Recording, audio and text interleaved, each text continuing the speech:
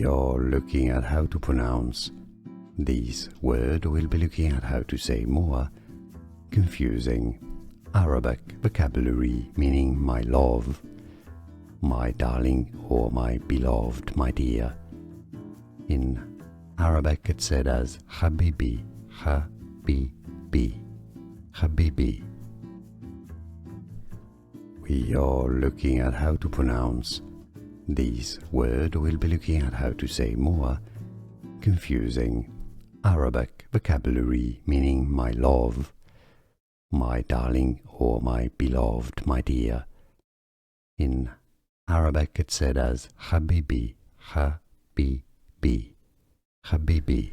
Here are more videos on how to pronounce more confusing words and names too many mispronounced. Like this video if you found it useful. I appreciate your support. I'll see you soon and thanks for watching.